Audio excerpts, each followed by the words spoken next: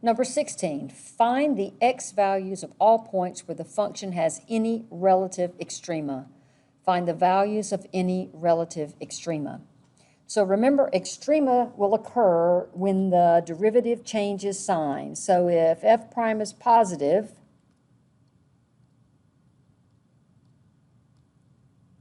that means the original function is increasing.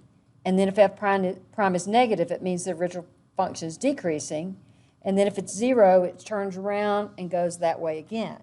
So here you can have a local or relative maximum, and here you can have a local or relative minimum. So we have to take our derivative and set it equal to 0, and that will help us to find those extreme points. So our original function, f of x, equals negative x cubed minus 3x squared plus 9x minus 5. Our derivative, f prime of x, is minus 3x squared minus 6x plus 9.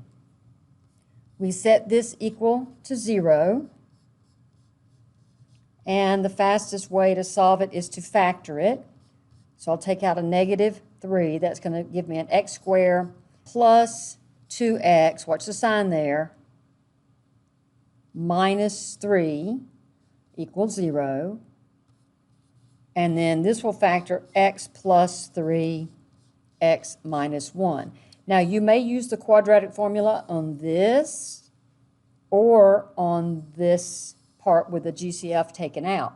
Either one of those, you should get the same answers as you get by factoring, but if you have trouble with factoring, certainly use the quadratic formula. So setting the first factor equal to 0, I get x plus 3 is 0, or x is negative 3, and the second one gives me x is 1.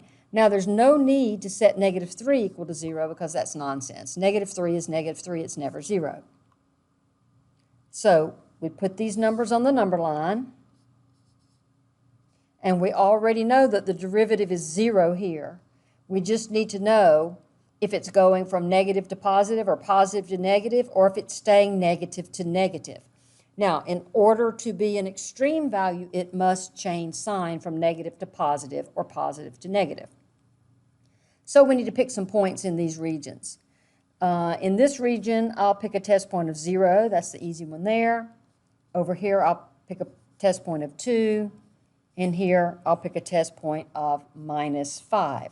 Now remember, we're checking in the derivative, not the original function. So my derivative, I'm just going to grab it here.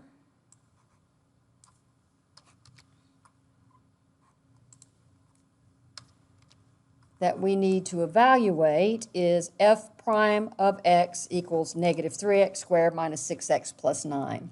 So I'm going to start with f prime of negative 5. That's going to give me negative 3 times negative 5 squared minus 6 times negative 5 plus 9.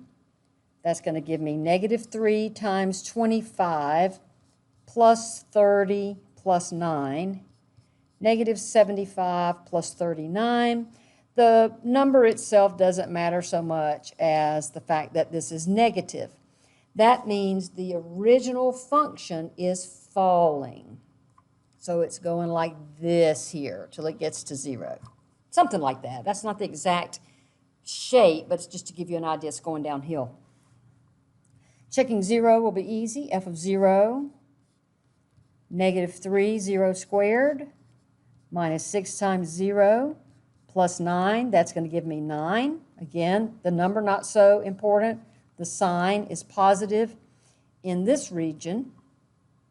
So since it's positive, it was negative here, and since it's positive here, the function is going back up till it gets to here.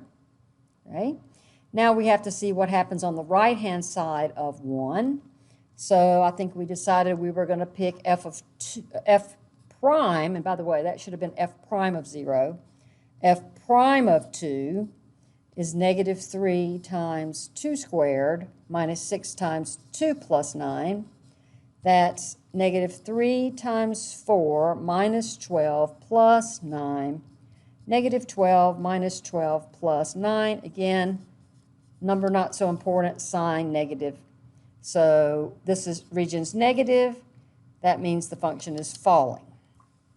So look what we have. We have a local minimum here and a local maximum here. So since it's going from positive to negative, that's a max on the right, and this is a minimum here on the left. Now, those are the at values, okay? At -3, we have a minimum. At 1, we have a maximum. The actual value of that minimum and maximum depends on the function. So let's grab our function. And now we need to evaluate our function at -3 and at 1. So that's going to be the opposite of -3 cubed minus 3 times -3 squared plus 9 times -3 minus 5. Now you got to be really careful here. The input value has a negative, the original function has a negative, so you've got to cube this -3 first and then take the opposite. So that's going to be -27, the opposite of which is +27. Now, it's not because these two signs are even and they cancel each other out, make a positive. It's because there's a total of 4 negative signs. So an even number of negatives makes a positive value. This is going to be -3 times 9. This is going to be -27 minus 5. So it's 27 minus 27 minus 27 minus 5. Those are going to be 0. That's going to be -32. So the function has a relative minimum of -32 at x equals -3. That's this point right here where the original function was falling, followed by rising. Now we need to check the right-hand value, and that is where that is f of 1. So that's going to be the opposite of 1 cubed minus 3 times 1 squared plus 9 times 1 minus 5. That's going to be -1 minus 3 plus 9 minus 5. -4 plus 9 minus 5 is 0. And that's okay. What that means is that the function reached a maximum. Remember, this side is a maximum right here. So that means that the function did something like this. It reaches a maximum of 0, right, at 1. So it's on that x-axis there. That's okay. You can have a maximum of 0 if it's on the x-axis. So a maximum of 0 at x equals 1.